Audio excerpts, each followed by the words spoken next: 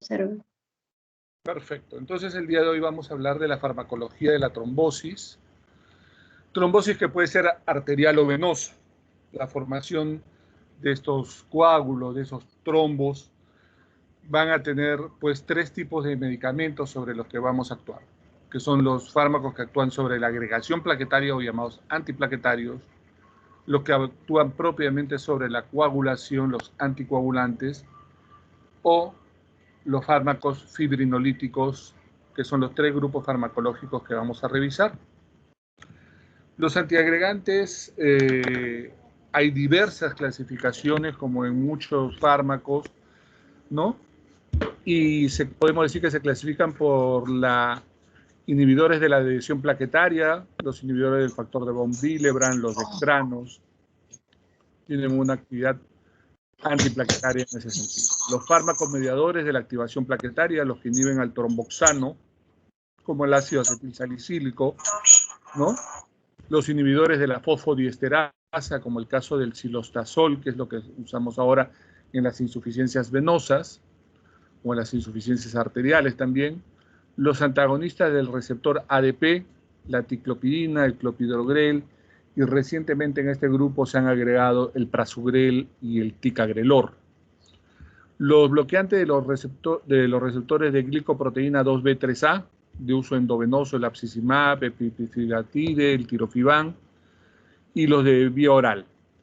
Los de vía oral no llegaron a salir propiamente al mercado. Los de vía endovenosa tuvieron una vida media muy corta debido a los sangrados y que no se obtenían los resultados claramente esperados, eran para un grupo muy pequeño de pacientes y bueno, ahora prácticamente no los tenemos en el mercado y los utilizamos en contados casos. Y los análogos de los inhibidores naturales de la agregación plaquetaria, como son el epoprostegerol y el iloprost, que son fármacos que actúan sobre el sistema de prostaglandinas. Para cuestiones prácticas, a nosotros nos interesan los inhibidores de la ciclooxigenasa, la aspirina, los inhibidores del receptor P2Y2 relacionado al ADP, ¿no? Como el caso de las tienopiridinas o las no tienopiridinas. Y bueno, vamos a tocar también los inhibidores de la glicoproteína 2B3A porque todavía se usan, pero poco. Cada uno tiene diferentes lugares de acción. Los inhibidores de la COX, la aspirina bloquea la COX-1 evitando la formación de tromboxano, ¿no? Los que inhiben al factor de von Willebrand, los que evitan la unión de los puentes 2B3A entre plaqueta y plaqueta, al ocupar el receptor 2B3A evitan que se unan al fibrinógeno y evitan que se agreguen más plaquetas, y esto sucede en la trombosis aguda. Tenemos los antagonistas del receptor PAR, que están en fase 3 de investigación, todavía no salen al mercado, y los que tenemos también en el mercado, los inhibidores del receptor P2Y12, ¿no? Que está relacionado propiamente, o está localizado en el ADP de la plaqueta. Estas pueden ser las tienopiridinas, como el caso del ticagrelor, la ticlopidina, perdón, del clopidogrel o del prasugrel. Pero actúan sobre ellas mismas también los antagonistas del ADP reversible, como el caso del ticagrelor fundamentalmente. El cangrelor es un antiagregante plaquetario para cuadros trombóticos arteriales agudos, pero que fundamentalmente es de uso endovenoso y estaba en fase 3, pero no ha salido al mercado todavía. Bueno, la aspirina es el más antiguo y bueno, su efecto es bien claramente definido. Bloquea la ciclooxigenasa de tal manera que evitará la producción de tromboxano y evitará pues la agregación plaquetaria. ¿Ya? Ese es tan sencillo como eso. Se une de manera irreversible a la ciclooxigenasa de tipo 1 de la plaqueta, de manera irreversible. Por lo tanto, para que pase su efecto cuando hay un sangrado, nosotros tendremos que esperar pues 7 días para que haya plaquetas con su integridad. Pero si el paciente está sangrando, aparte de ponerle factores de sangre para reponer el sangrado, pues habría que considerar colocar plaquetas para poder reponer estas plaquetas que están bloqueadas y que son la causa del sangrado. La ciclooxigenasa de tipo 1 interfiere en la formación de tromboxano, pues, y esa es su acción antitrombótica de forma directa. Ya sobre la aspirina se ha hablado bastante en el curso, no hay mucho más que agregar. Fundamentalmente, a dosis baja es la actividad antiagregante plaquetaria. La actividad antiagregante plaquetaria va cuando se usa dosis de 80 a 325. Cuando el paciente llega a una emergencia, en infarto agudo de miocardio o con un cuadro de insuficiencia coronaria aguda y todavía no sabemos si es una angina inestable o es un infarto, y nunca ha tomado aspirina, le damos dosis carga de aspirina, le damos 325 miligramos de aspirina. El paciente cuando pasa a fase de mantenimiento, cuando ya está bypaseado, cuando ya está angioplastiado, recibirá entre 80 y 100 miligramos de aspirina según sea el caso. Paciente revascularizado, que se le ha colocado un stent o que ha sido sometido a cirugía de revascularización cardíaca. Paciente cardiópata isquémico con o sin revascularización debe recibir normalmente aspirina de por vida, salvo que tenga una contraindicación que evite su uso. En los desórdenes cerebrovasculares de tipo isquémico, tipo infarto cerebral, tipo accidente isquémico cerebral transitorio. El diagnóstico tiene que ser bien claro, tenemos que haber descartado completamente un cuadro de desorden cerebrovascular de tipo hemorragia, ¿no?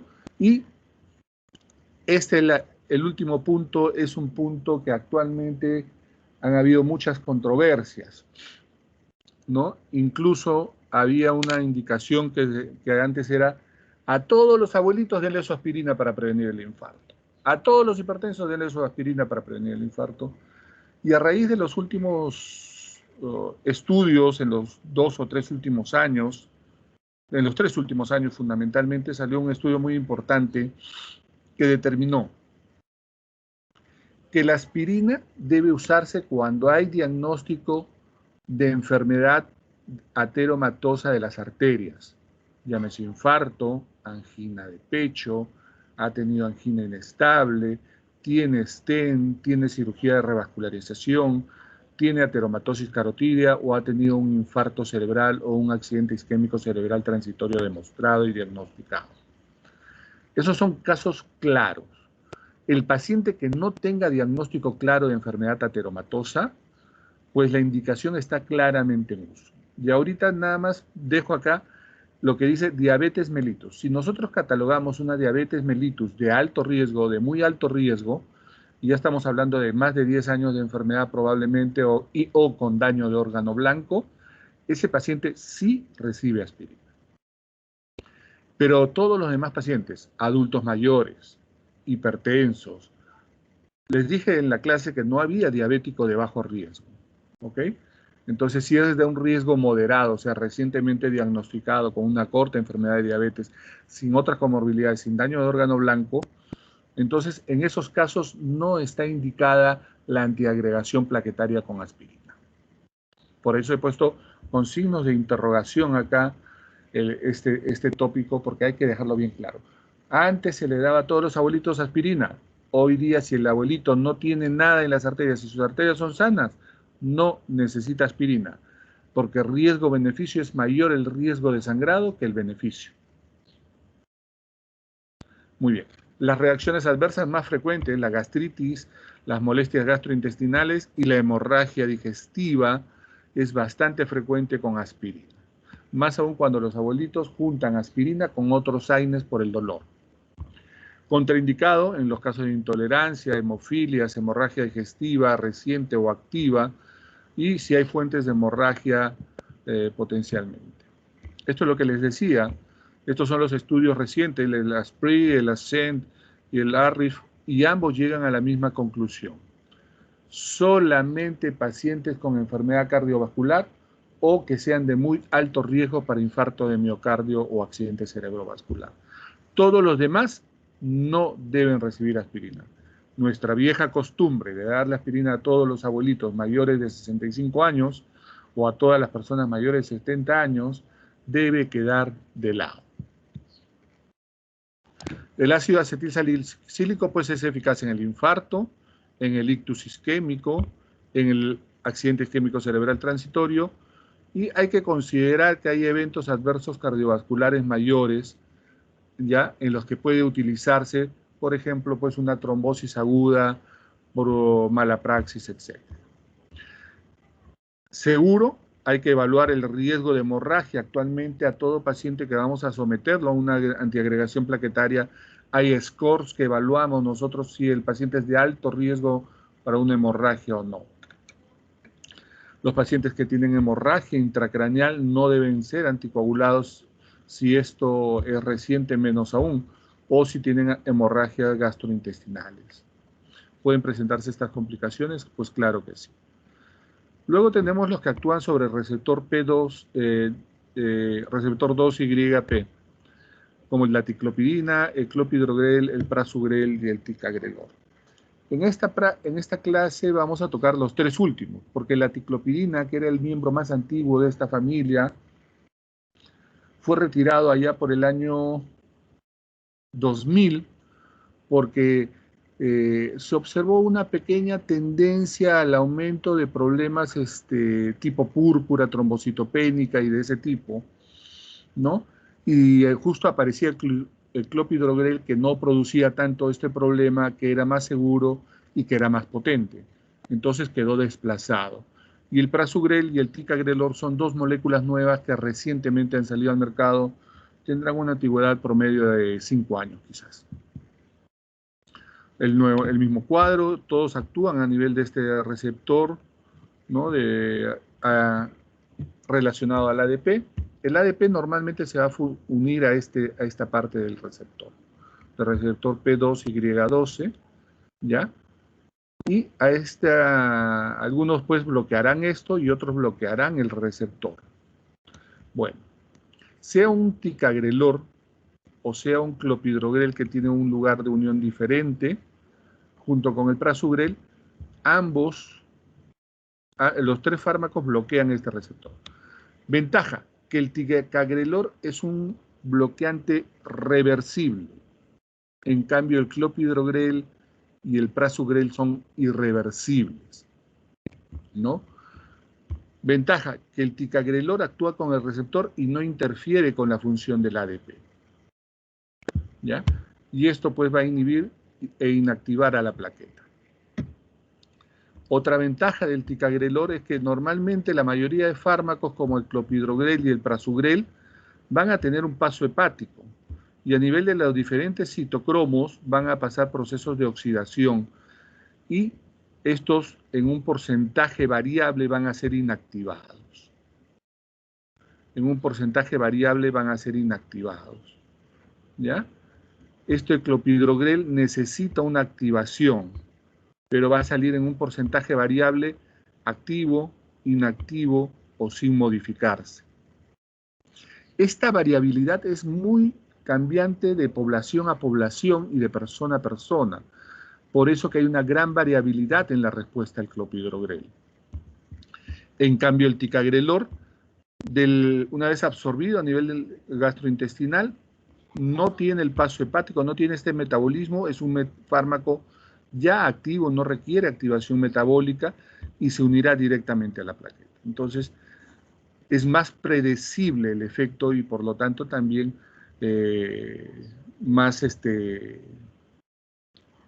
hay menos variabilidad de la respuesta.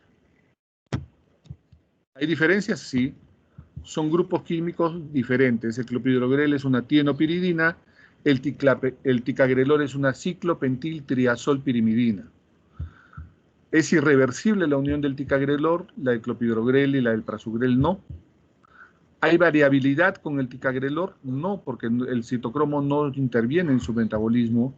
En el caso del clopidogrel sí hay variabilidad porque interviene el citocromo en su metabolismo. Inactiva el ticagrelor a los 30 minutos el 40% de la agregación plaquetaria y el clopidogrel a las 8%. O sea, comienza a actuar más precozmente. Y a las 2 horas el índice de inactivación plaquetaria media es del 88% con ticagrelor y solo del 38% con clopidogrel. Esta es la variabilidad que les decía que existe entre pacientes cuando se administra clopidogrel. Y miren la variabilidad mucho más pequeña con el ticagrelor. Y existen estudios pues para las tres moléculas. Acá tenemos el estudio CURE, que fue pues el estudio patrón, allá por el año 2000 aproximadamente, en que clopidogrel adicionado a aspirina redujo la mortalidad, ¿no? Fue superior a aspirina versus placebo. Y comenzamos a utilizarla en todos los casos de infarto, angina inestable, angioplastía coronaria, postrevascularizados, accidente cerebrovascular isquémico, ¿no? Más recientemente hemos tenido ya dos fármacos. Uno es el ticagrelor, con el estudio Plateau, en el que demostró pues de que contra clopidogrel, el ticagrelor siempre obtuvo una respuesta de disminución de la mortalidad. Y esto comenzó a separarse las curvas muy precozmente alrededor de los 30 días.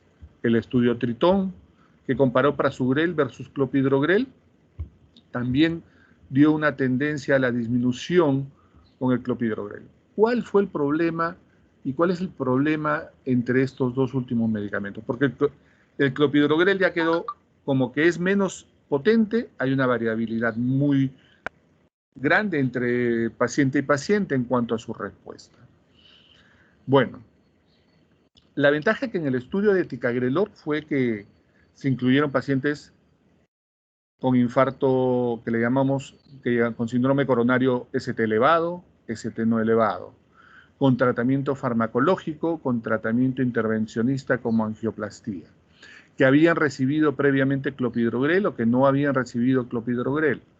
Entonces la población fue bastante variada, ocuparon casi todas las opciones terapéuticas, las posibilidades terapéuticas, y bueno, nos permite eso utilizarlo con seguridad en un gran grupo de fármacos.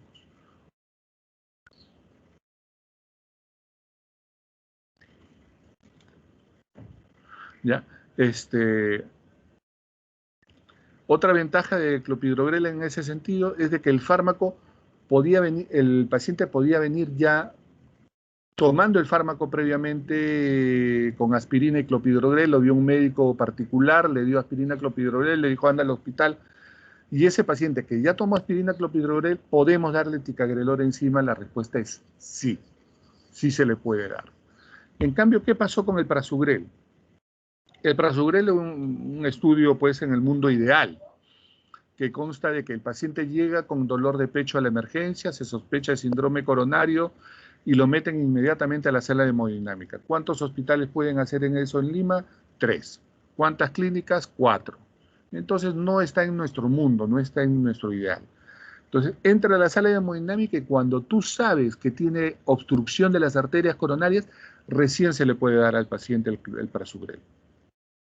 En cambio, en el otro caso, el paciente llega y con la sospecha clínica tú le puedes dar el tratamiento con el ticagrelor.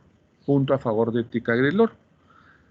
Y el problema es que en el estudio Tritón además limitaron la edad mucho, ¿no? Pacientes mayores de 75 años no se les dio prasugrel por lo que no está indicado en ese grupo de pacientes, y también la disfunción renal fue una limitante en cuanto a esto. Pacientes con depuraciones de menos de 40 no se pudo utilizar en el estudio, entonces no está autorizado para un compromiso de la depuración por menos de 40. En cambio, ticagrelor sí le dio a ese grupo de pacientes. Entonces, clopidogrel es lo que seguimos usando, es bueno, bonito y barato, digámoslo así, está en el mercado. Ticagrelor es caro, pero podemos usarlo en una gran variedad de indicaciones, y el prasugrel tiene una indicación muy claramente indicada: paciente que llega con sospecha de cuadro obstructivo coronario agudo, que entra a sala de hemodinámica, conocemos su anatomía y recién entonces podemos indicar, siempre y cuando la edad y la enfermedad renal no sean una contraindicación. Están indicados en el DCB isquémico, en el síndrome coronario agudo, sea infarto o angina inestable, en la posangioplastía. La única contraindicación del ticagrelor es ese paciente que llega con infarto de miocardio, ST elevado, y que se lo tromboliza, porque no hay equipo para hacer angioplastía. Lo trombolizan y después le quieren dar ticagrelor, entonces ya no se le puede dar, porque puede existir complicaciones hemorrágicas. Efectos adversos, el fundamental, el sangrado. Y se aplican para usar estos fármacos los SCOR para sangrado, ¿no? La disnea, falta de aire, que si es muy discapacitante hay que suspender los medicamentos, la bradicardia y las hemorragias activas. Pues es la contraindicación principal, y el ticagrelor, que no se puede usar en pacientes que han sido sometidos a trombolisis, y el prasugrel, que no debe usarse en mayores de 75 años ni con enfermedad renal con depuración menor de 40. Los inhibidores de la glicoproteína 2B3A tuvieron un auge allá alrededor del año 2000, 2005. Paciente que ingresaba con síndrome coronario agudo, con obstrucción aguda de las arterias coronarias, y era catalogado de alto riesgo, se le colocaba estos antiplaquetarios endovenosos. Estos bloquean al receptor 2B3A, pero causan trombocitopenia. El sangrado es alto, sobre todo porque en toda la terapia que usamos, muchas veces tenemos que usar diversos fármacos para bloquear la coagulación, la agregación plaquetaria, fibrinolisis, etcétera. Y el riesgo de sangrado, cuanto mayor número de fármacos, mayor es el riesgo de sangrado, y con este grupo farmacológico se elevaba exponencialmente. Eran de uso fundamentalmente endovenoso, porque los antagonistas de este receptor por vía oral no llegaron a salir al mercado, ¿no? Y como les digo, eran en pacientes con SICA-ST no elevado, de alto riesgo, que iban a ser sometidos a angioplastía. Y bueno, eso es los antiagregantes plaquetarios. Vamos a los anticoagulantes propiamente dichos. Los anticoagulantes propiamente dichos van a formar un complejo entre la heparina, la trombina y la antitrombina 3. De esta manera van a inhibir el factor 10 activado y por lo tanto la coagulación. La heparina, estamos hablando en este caso de la heparina no fraccionada, la heparina convencional. Este es por lo tanto, un efecto antitrombótico directo, y lo que va a hacer es prolongar la coagulación. Si tú coagulas normalmente, formas un coágulo, digamos, en promedio de 5 minutos, con esto vas a demorar 8 o 10 minutos. Se prolonga el tiempo de sangrado.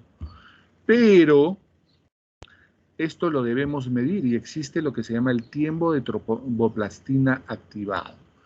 Esto, para dosar y monitorizar su efecto, debemos realizar el tiempo de tromboplastina activado.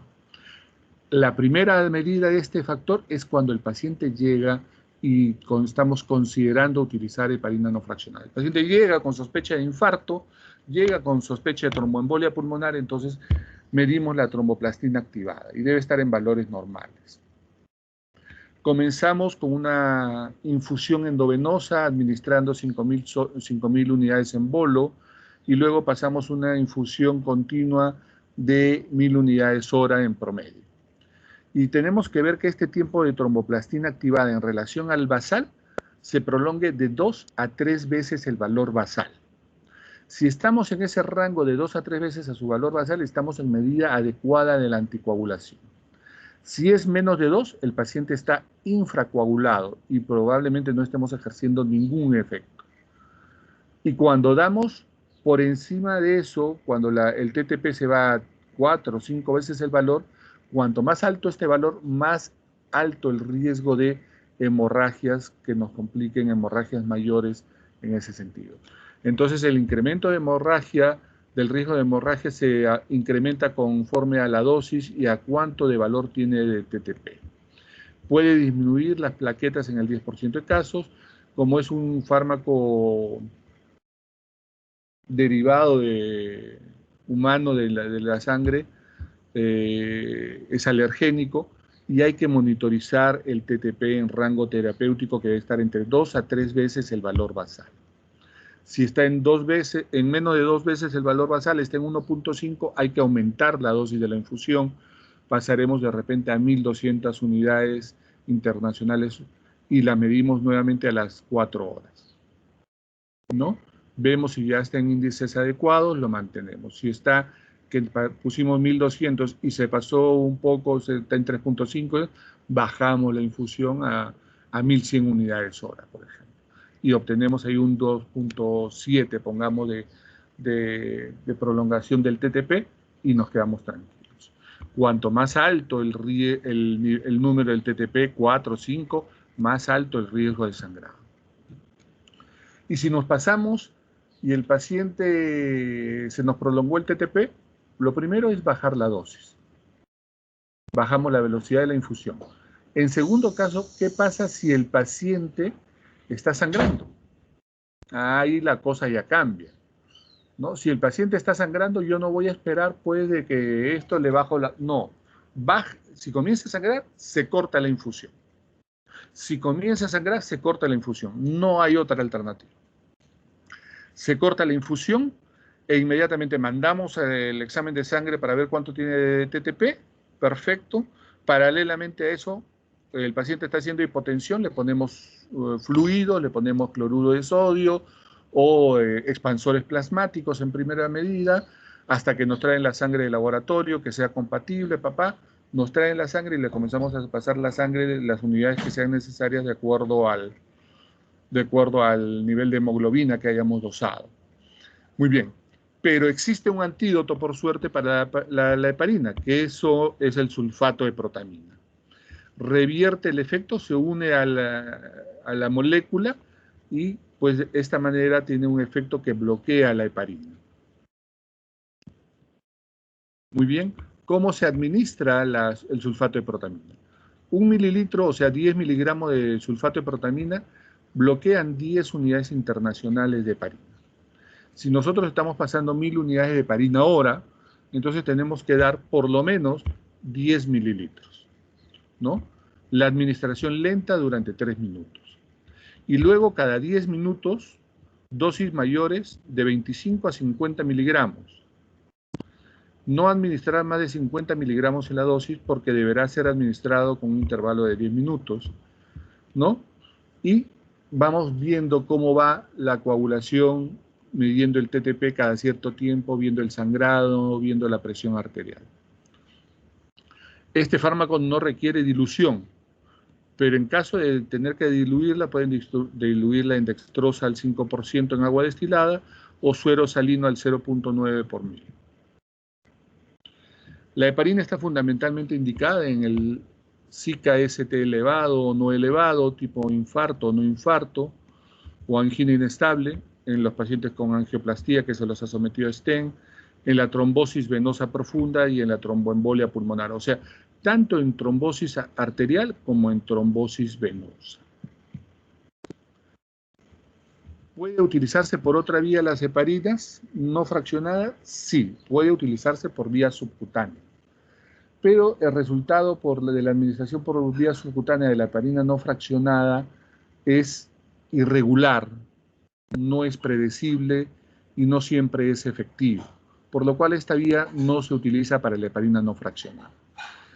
Pero utilizar las heparinas era un arte, era complicado, era dedicación y había que estar cuidando y el riesgo de complicaciones era bastante frecuente.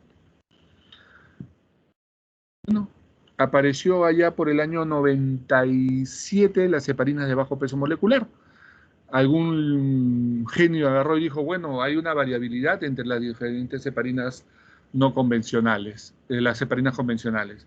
Dijo, ¿qué tal si las cortamos y las ponemos uniformes y nos quedamos solamente con la parte de la molécula que nos es de utilidad? Y aparecieron las heparinas de bajo peso molecular, que pesan la tercera parte de una heparina no fraccionada, su biodisponibilidad es mayor, su vida media plasmática es más larga de la vida media plasmática de las heparinas de la heparina convencional o la no fraccionada es de 2 a 4 horas. En cambio, la vida media plasmática de las heparinas de bajo peso molecular por vía subcutánea es de hasta 12 horas. Se administra por vía subcutánea, no necesita administrarla por vía endovenosa. Entonces es más sencillo. Y lo otro, había que estar titulando la dosis de acuerdo al nivel de TTP. En cambio, acá es una dosis fija. El paciente pesa 60 kilos, cuando está en infarto de miocardio recibe 1 miligramo por kilo de peso de enoxaparina, ¿no? Y eso lo recibe de manera fija. Si el paciente vamos a hacer profilaxis de trombosis venosa, la dosis es de 40 miligramos subcutánea cada 24 horas. Entonces son dosis fijas. Es muy fácil de usar por vía subcutánea, no hay que estarla cuidando. Tenemos la enoxaparina, la dalteparina y la naldroparina. Se está utilizando mucho este grupo farmacológico ahora en los casos de los pacientes con COVID que comienzan a elevar dímero D o que se presentan trombosis, se les está administrando esta droga.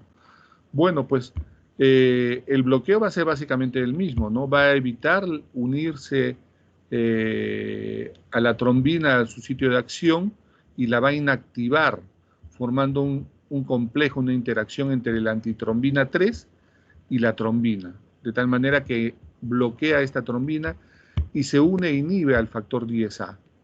Pues evitará la formación del complejo 10A con el 2A activado, que va a ser parte de la cascada de la coagulación. Indicación en el SICA, en el síndrome de insuficiencia coronaria aguda, tipo infarto o angina inestable, en el accidente cerebrovascular isquémico, pero cuando esté diagnosticado ya con tomografía o resonancia y sea un infarto relativamente pequeño, porque cuando son grandes tampoco debería anticoagularse hasta por lo menos pasados 10 días, en los casos de trombosis venosa profunda y en la tromboembolia pulmonar, ¿no? Y aquellos pacientes que van a pasar un periodo de inmovilización prolongada, que tienen factores de riesgo, obesidad, operación de cirugía de cadera, etcétera, y le hacemos el score y tiene un alto riesgo de trombosis venosa profunda, pues le damos como profilaxis de la trombosis a una dosis menor. La dosis de anticoagulación en estos casos de tratamiento, como en el SICA, en el DCB o en la trombosis venosa, es, por ejemplo, de 1 miligramo por kilo de peso. En caso de la profilaxis de la trombosis, ya la dosis es más o menos de 40 miligramos subcutánea cada 24 horas. El problema, estas drogas han demostrado ser tan efectivas como las heparinas no fraccionadas, más seguras, producen menos riesgo de sangrados mayores, pero sí hay sangrados menores más que en la heparina no fraccionada. En el lugar que se coloca, como es por vía subcutánea, en la vía subcutánea o en el lugar de colocación, aparecen a veces pequeñas equimosis que son parte de la complicación, pero es una complicación menor que va a pasar en pocos días una vez suspendido el tratamiento. ¿Correcto? Otras condiciones a favor de estas moléculas es de que son dosis fija de administración subcutánea, ¿no? Y no necesitamos estar monitorizando con un resultado como el tiempo de tromboplastina, ¿no? Entonces, el peso molecular es prácticamente la tercera parte. Las heparinas de bajo peso molecular tienen una mayor afinidad por la antitrombina 3 que las heparinas y por eso su beneficio. Las heparinas no fraccionadas, en cambio, tienen mayor interacción con el factor plaquetario de tipo 4, con el factor endotelial, tienen menor poder de neutralización. La vida media de la heparina de bajo peso molecular es más prolongada, es mejor antitrombótico, es mejor anticoagulante y tiene, no aumenta con la acción del TPA, no se modifica con la heparina no fraccionada, pero sí aumenta con la heparina de bajo peso molecular. Ambas son inactivadas por el sulfato de protamina como antídoto, cruza la barrera placentaria de la heparina no fraccionada y esto hace otra diferenciación.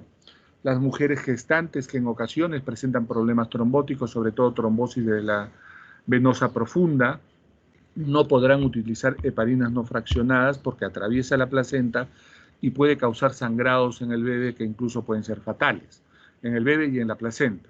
En cambio, la heparina de bajo peso molecular no la atraviesa y por lo tanto es el fármaco de elección en las trombosis venosas. La heparina no fraccionada necesita control de laboratorio con el tiempo de tromboplastina activado y la heparina de bajo peso molecular no lo requiere. Al ser endovenoso y de ser tan meticuloso el uso y monitorizar el TTP, esta heparina no fraccionada es de uso hospitalario. En cambio, la heparina de bajo peso molecular actualmente se está utilizando en la casa, inclusive ahora, por ejemplo, acabo de hablar con un paciente mío que está con COVID y le están colocando enoxaparina en la casa. Y puede ser usado en trombocitopenia la heparina de bajo peso molecular, sí, y en cambio la heparina no fraccionada no puede ser usado en casos de pacientes con trombocitopenia, o sea, con un número de plaquetas disminuido. Este es otro grupo que tuvo un corto uso, los inhibidores directos de trombina, se trató de utilizar este grupo. Hubo acá en el Perú Vivaluridin, Megalatran dentro de algunos y el Irudin también, ¿no? Y estos inhiben de manera directa la trombina, forman un complejo soluble, ¿no? Y diluye incluso la trombina que está ligada al coágulo, no solamente la circulante, independientemente de su acción sobre la tritrombina 3. No promueve la agregación plaquetaria y el efecto es superior a la heparina no fraccionada. El problema con estas moléculas es de que sangraban demasiado y por ese índice de seguridad se dejaron de lado, ¿no? Se utilizaban fundamentalmente en los cateterismos, en las angiografías que iban a estudiarse durante el infarto de miocardio, y se colocaba pues al paciente cuando se le iba a colocar un dispositivo en la arteria del corazón, se le iba a colocar un stent, ¿no?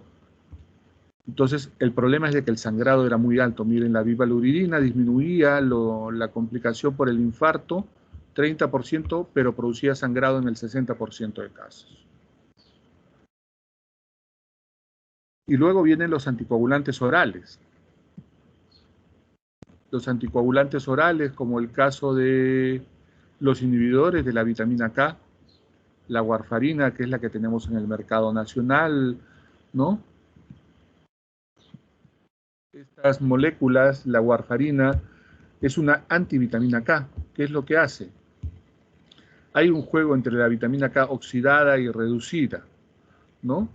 La vitamina K reducida se va a oxidar y va a descarboxilar a los factores de coagulación producidos en el hígado 2, 7, 9 y 10, activándolos.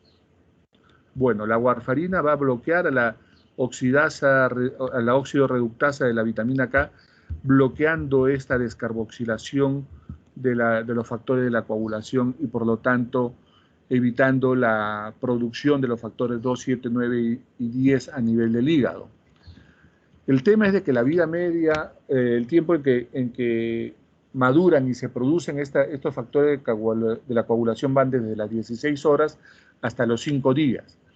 Y por lo tanto el efecto, para ver el efecto máximo de la warfarina, vamos a demostrar 5 días en demorar obtener su efecto. Entonces es de un inicio lento. No nos sirve para los casos agudos. Hasta ahora tenemos para los casos agudos la heparina no fraccionada y la heparina de bajo peso molecular. El otro problema es de que se tiene un gran metabolismo hepático, ¿no? Hay más de 80 drogas. Yo el otro día leí un artículo de alrededor de 109 drogas que interactúan con ella por su acción a nivel del citocromo P450, variedad 12,9, ¿no? Y ahí se metabolizan gran cantidad de los AINES, gran cantidad de los antibióticos, por ejemplo, que son las interacciones más frecuentes. ¿Y qué hacen estos? Potencian el efecto de la warfarina. Y al potenciar el efecto de la warfarina, el riesgo de sangrado aumenta. Hemos visto innumerables pacientes venir por emergencia porque estaban bien con su warfarina y de repente se pusieron mal, fueron al médico y el médico les indicó un antibiótico, un AINES, y vinieron por la emergencia sangrando. ¿Y qué pasó? El paciente no le había dicho que tomaba warfarina, o de repente el médico no tuvo la agudeza o el conocimiento para poder decir: hay que tener cuidado, hay que medir esto, si pasa esto, tiene que ir a la emergencia. Se transportan por proteínas, fundamentalmente por albúminas, y tiene gran interacción con los alimentos. Hablamos que es una antivitamina K. Y al ser una antivitamina K, todos los alimentos que tengan vitamina K van a antagonizar el efecto de este fármaco. Todos los vegetales de hoja verde, fundamentalmente. Ya todos los vegetales de hoja verde, los vegetales verdes van a antagonizar el efecto de la warfarina. Y acá también debemos recordar suplementos vitamínicos, ¿no? Cualquier multivitamínico que contenga vitamina K antagonizará el efecto. Y recientemente tuve unos pacientes que terminaron siendo resistentes a la warfarina, que es rarísimo, pero le pregunto: señor, ¿tomaba Ensure? Reviso la fórmula de Ensure, tenía vitamina K, también se la quité, pero a pesar de eso no levantaba la coagulación. Y llegué a la dosis máxima del fármaco y llegamos a la conclusión que era una resistencia a la warfarina. Entonces, existe la resistencia a la warfarina. Es rara. Estuve leyendo el caso, es raro, pero existe. Contraindicado en accidente cerebrovascular reciente, en hipertensión no controlada, cuando las cifras tensionales son mayores a 170 de sistólica y mayor a 100 de diastólica, en los casos de cirrosis hepática, sobre todo que tengan alteración en el perfil ya tengan una coagulopatía asociada a la cirrosis hepática.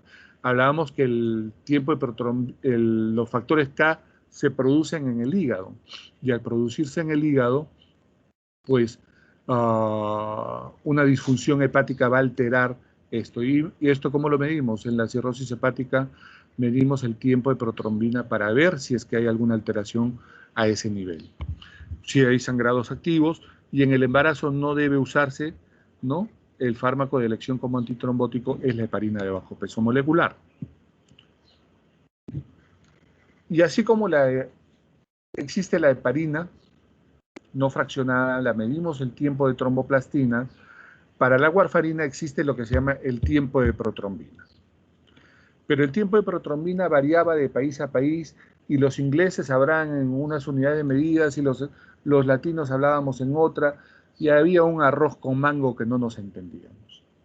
Y entonces hubo un genio que ideó una ecuación matemática, un índice para cada fármaco, y sale el INR. El INR normal debe ser menor a 1.5. Eso significa que su tiempo de protrombina está bien. Cuando anticoagulamos, este INR debe prolongarse. Y nosotros pretenderemos, esto hay que actualizarlo, no he tenido tiempo de actualizarlo, en fibrilación auricular pretendemos que el índice de INR esté entre 2 a 3 de anticoagulación de INR, igual que la trombosis venosa profunda y la tromboembolia pulmonar. Pero si el paciente tiene prótesis mitral, prótesis valvular mitral, tuvo una valvulopatía mitral, una fiebre reumática, se malogró la válvula, le pusieron una prótesis, pues el paciente que tiene prótesis valvular tendrá entre 2.5 a 3.5, o sea, tiene que ser más fuerte el efecto de anticoagulación. Cuando es mayor a 3.5, el riesgo de sangrado va a comenzar a aumentar de manera exponencial a la cantidad de INR que tenga. Igual, si solamente tenemos que el paciente viene a su control con un INR prolongado, pues bajamos la dosis. Si el paciente viene con un INR prolongado, con estigmas de sangrado, por ejemplo, aparición de petequias, equimosis o sangrado gingival, bajamos la dosis, ¿no? Si gustamos, podamos, para estar más tranquilos, colocar una vitamina K. Pero si hay sangrado activo, se suspende el medicamento, hay que pasarle sangre, hay que pasarle plasma fresco congelado, crioprecipitado, ¿no? Y hay que pasarle algo para tratar de bloquear el efecto de la protrombina, o hay que ponerle factores de coagulación, o ambas cosas. Como decimos de que es una antivitamina K, pues el antagonista natural de ella es la vitamina K. Entonces, cuando hay una sobredosificación, lo que hay que colocar es vitamina K, de 2 a 5 miligramos endovenoso lento, porque la vitamina K endovenosa puede producir alergias, ¿correcto? Hay que pasar factores de coagulación, crioprecipitados, o también hay un factor recombinante de plaquetas, el famoso octoplex, ¿no? Muy bien. En hemorragias de grado grave, de 5 a 10 miligramos, también pasar plasma fresco congelado y crioprecipitado. Y cuando es una hemorragia grave, potencialmente fatal, 10 miligramos de vitamina K, plasma fresco congelado, crioprecipitado, factor 7 activado, que es el octaplex. Acenocumarol no tenemos en el país, y fenprocumarona tampoco tenemos en el país. Ok. La warfarina, igual que la heparina no fraccionada, el tiempo de tromboplastina debe medirse al inicio, antes de comenzar el fármaco, la primera medición cuando se comienza el fármaco a los 5 días para ver cómo está actuando, y luego a la semana para ver si ya está regularizada la dosis. Estos pacientes mensualmente tienen que acudir a ver cuánto tienen de INR para ir modificando su dosis. ¿Ya? Muy bien. ¿En qué casos está indicado? En el infarto de miocardio con función sistólica baja, con fracción de eyección menor de 20, en pacientes postinfartados que presenten un trombo en el corazón. Recuerdo mucho un paciente crónico ya de infartado, viene a su control ecocardiográfico, le damos un trombo en el corazón, lo anticoagulamos, el paciente estaba muy bien, 6 meses, desapareció. No lo volvimos a ver. De repente nuestro pacientito viene por emergencia y ese trombo se había desprendido, había ido a la arteria mesentérica, produjo una trombosis mesentérica y el paciente falleció. Entonces, estos pacientes con trombo intracavitario en el corazón o que presentan fibrilación auricular, que es la arritmia más frecuente en los adultos mayores, pues hay que estar anticoagulado. Trombosis venosa profunda, tromboembolia pulmonar, anticoagulación. Una vez que comenzó con heparina, sea no fraccionada o heparina de bajo peso molecular, pasamos a la warfarina como mantenimiento, ¿ya? La fibrilación auricular con aurícula izquierda grande, con cardiopatía dilatada o cualquier tipo de fibrilación auricular, que su score, tenemos un score para calcular esto, que es el score de Schatz, si es mayor a 2 debe ser anticoagulado. Y todo paciente con prótesis valvular cardíaca. Y luego aparecieron, pues, porque era complicado manejarlo y siempre buscamos mejorar y drogas más efectivas y más seguras.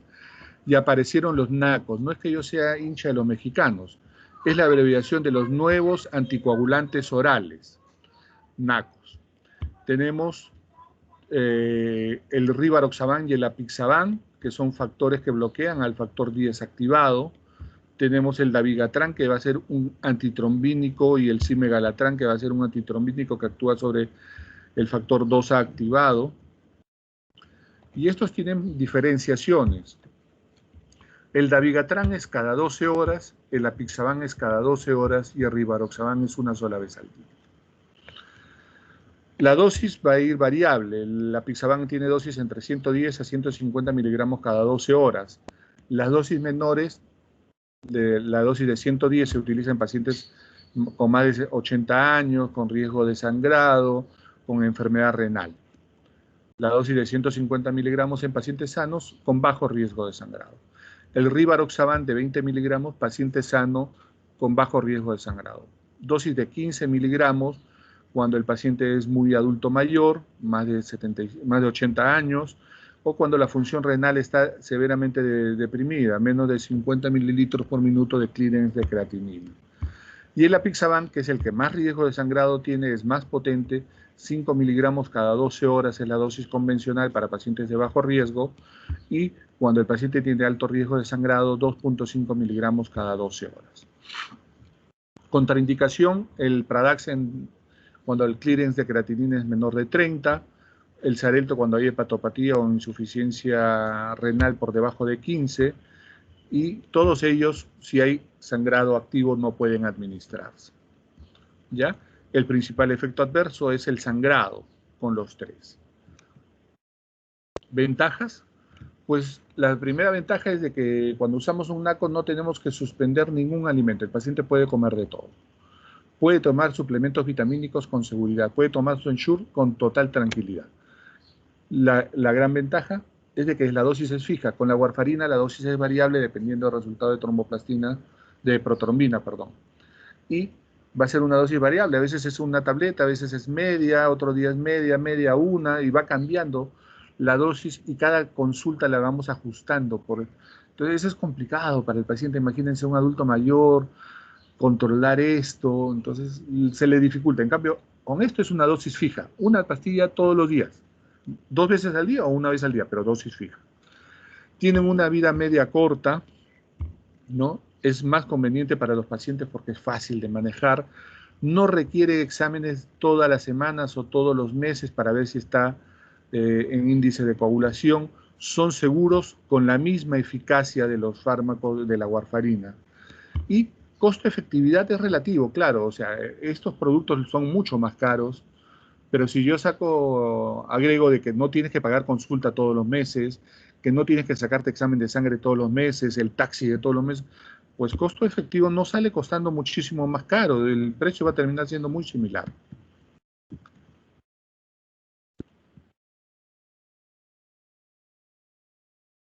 Indicaciones: la fibrilación auricular, la trombosis venosa, la tromboembolia pulmonar. Actualmente ya hay estudios en camino que se está comenzando a utilizar estos anticoagulantes en el infarto de miocardio y otras alteraciones. El único caso en lo que no han demostrado ser iguales o no han demostrado ser superiores a warfarina es en el caso del paciente portador de prótesis valvular cardíaca. El paciente de prótesis valvular cardíaca sí o sí tiene que recibir warfarina. El otro paciente que debe recibir warfarina preferentemente es aquel paciente que tiene la función de la depuración de creatinina menor de 30 mililitros por minuto, a criterio del médico, porque puede utilizar los NACOS en algunos casos, pero tiene que ser muy bien estudiado, ¿no? Por ejemplo, cuando no se consigue una buena anticoagulación con warfarina. Estoy hablando hace largo rato y no he preguntado. ¿Siguen ahí o ya se durmieron, ya se fueron, están almorzando? No, doctor, sí, ya estamos aquí. Estamos aquí, doctor. Ok, están escuchando Estamos escuchando los nacos, doctor. a los nacos. Sin tacos. No, tacos no, nacos. No, los nacos sin tacos, como usted lo ha dicho. Ah, ya. Muy bien. De estos medicamentos, del Dabigatran, el Apixaban y el Rivaroxaban, el único que tiene un antídoto para él propiamente que ha sido diseñado es el Dabigatran. Han diseñado un anticuerpo monoclonal recombinante, el Idarucizumab. Esto se va a unir al Dabigatran y va a evitar que el Dabigatran se una al factor de la protrombina, evitando que se active y de esta manera forme el coágulo. Entonces, este tiene un fármaco propio como efecto antagonista. Y esto se utiliza cuando el paciente viene con hemorragias activas mayores, con riesgo de vida del paciente. El Idarucizumab se da un vial, tiene 50 mililitros que contienen a 2.5 gramos, ¿ya? Y generalmente viene la caja con 2 viales, o sea, con 5 miligramos, que se administra una infusión endovenosa, la dosis completa de 5 miligramos, en 2 infusiones consecutivas, pasadas en 5 a 10 minutos. O puede utilizarse en inyección endovenosa la dosis completa de 5 miligramos en 2 inyecciones seguidas. Si tenemos una vía permeable, utilizamos infusión continua. Si el paciente llega en fase aguda, llega sangrando, etc., podemos colocar con la ampolla directamente, con la jeringa. Y luego tenemos los fibrinolíticos. Los fibrinolíticos es cuando el paciente ya formó el trombo, tiene un infarto de miocardio con ST elevado o tiene una tromboembolia pulmonar con compromiso hemodinámico. Y ya acá pues se formaron los factores de la coagulación, se formaba la red de fibrina, ¿no? El fibrinógeno, todo esto, y se formó la red de fibrina y ya está el coágulo formado, el coágulo rojo, y la arteria está obstruida. Tenemos para eso inhibidores fibrinolíticos o antitrombóticos inespecíficos, como el caso de la streptokinasa o la uroquinasa, que fueron los primeros de esta familia, específicos como el caso del TPA, y actualmente específicos de regeneración reciente, como el caso del tenecteplase que hay en el país, o llegó a haber también reneteplase, retiplase. Pero tienen una amplia contraindicación. Esto tenemos que verlo cuando el paciente llega para ver si es que podemos trombolizarlo. Paciente con disección aórtica o sospecha de ella, con accidente cerebrovascular isquémico o hemorrágico de menos de 1 año, traumatismo encefalocraneano o neurocirugía de menos de 6 meses, hemorragia activa o que haya sido en las últimas 6 semanas, una cirugía mayor o un traumatismo o hemorragias en las últimas 6 semanas, que haya tenido una reanimación cardiopulmonar en las últimas 3 semanas, hipertenso no controlado con una sistólica mayor de 180 y una diastólica mayor de 110. Cuando el paciente ha sido punzado en múltiples zonas, el riesgo de sangrado es alto. Entonces yo recuerdo mucho un caso, yo recién egresaba y la enfermera era una chica nueva y no lograba punzar o tener un acceso venoso al paciente. Y yo la veo y le pregunto a a la técnica, ¿no? Le digo, la licenciada tal está, sí, porque yo la había visto al entrar y no sabía si entraba o salía. ¿Está la licenciada tal? Sí, llámala, por favor. Llamé a la otra enfermera y en la primera, pum, puso la vía. ¿Por qué? Porque este paciente yo lo pensaba trombolizar y más bien iba a comenzar a sangrar por los lugares de punción. Entonces, tenemos que tener una mano calificada para utilizar una vía a la primera. Vino el de laboratorio, en una tienes que sacar, no puedes punzarme 2 veces. Úlcera péptica de menos de 3 meses diagnosticado, neoplasias intracanales, pancreatitis, embarazo o puerperio, endocarditis, TBC pulmonar cavitaria o insuficiencia hepática. Todas estas son contraindicaciones. La edad mayores de 75 años es una contraindicación relativa. Indicaciones: el infarto ST elevado, la tromboembolia pulmonar con compromiso de hemodinámica, trombosis de las derivaciones arteriovenosas, las fístulas de los pacientes en diálisis, las trombosis de las prótesis mecánicas cardíacas y el accidente cerebrovascular isquémico cuando es diagnosticado precozmente con tomografía puede ser trombolizado. Efectos adversos: la frecuencia de hemorragias intracerebrales, la hipotensión arterial, las arritmias de reperfusión. Y los pacientes, una vez trombolizados, en las primeras 24 horas puede reobstruirse la arteria entre el 5 y el 20% de casos. Si alguien busca una buena salud, primero debe preguntarse si está listo para eliminar las razones de su enfermedad. Solo entonces es posible ayudarlo. Nosotros no solamente recetamos medicamentos, sino con los consejos en la dieta, en la vida personal, en los hábitos nocivos, en la actividad física, nosotros curamos. Y el paciente, si es alcohólico, no quiere dejar de tomar, no lo podremos curar de todo lo que pueda tener. Si tiene problemas y fuma, si no deja de fumar, no lo vamos a poder ayudar. Entonces, no solamente medicina es fármacos, sino es todo lo que el médico le da al paciente de manera integral. Muchas gracias. Ahora sí, si hubiera alguna pregunta sobre este tópico, sobre estos 3 tópicos.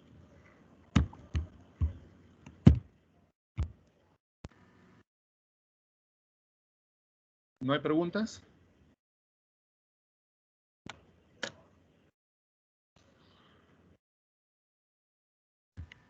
Creo que fallecieron todos. Se han quedado anonadados. No, doctor, aquí estamos.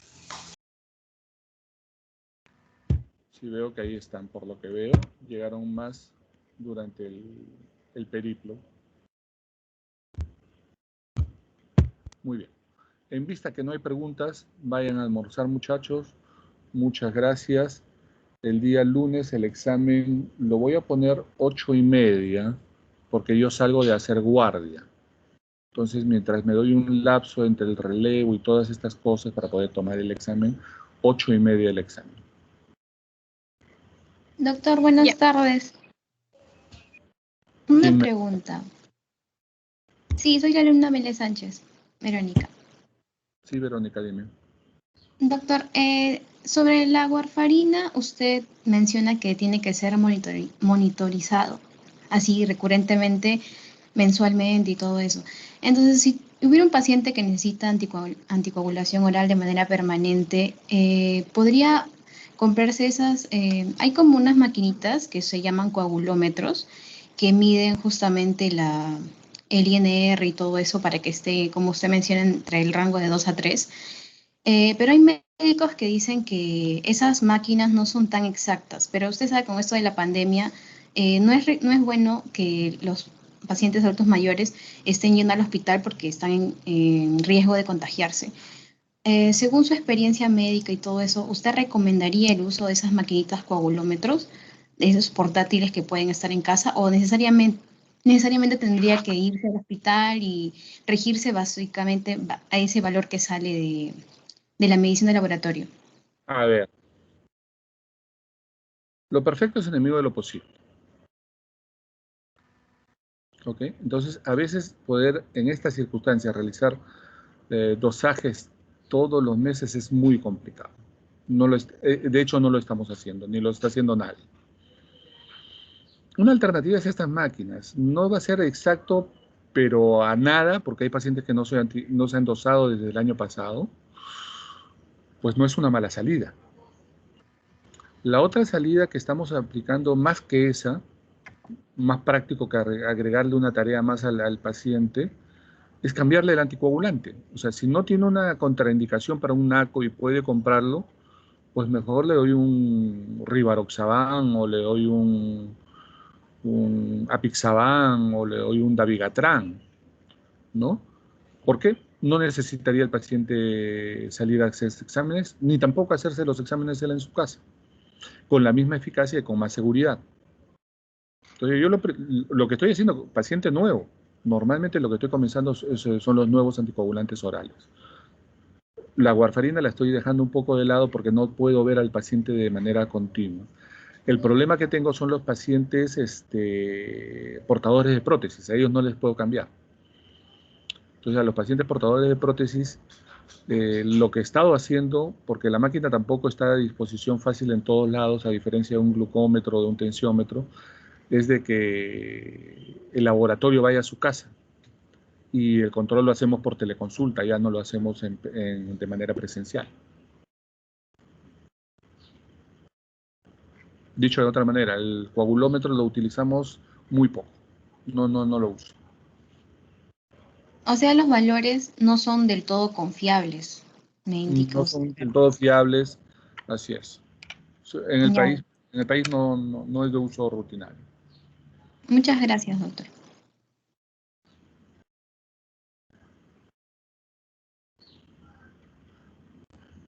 Muy bien, no habiendo nada más. Doctor, el día lunes el examen va a ser igual que la vez anterior que usted llamaba aleatoriamente. Correcto. Ah, ya. Ya, doctor, está bien. ¿Tienes alguna sorpresa más durante estos días para hacer el examen más de una mejor supervisión? Pues se las haré saber ese día. Pero siempre estamos pensando en una mejor manera de poder controlarlo, ¿no?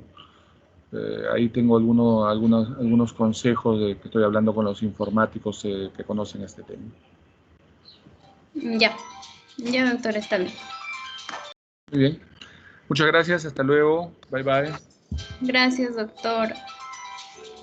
Ahorita tenemos clases a las 4 con la doctora Estupiñán. Listo. Entonces les dejo una hora para que almuercen. Chao. Gracias, doctor. Hasta luego.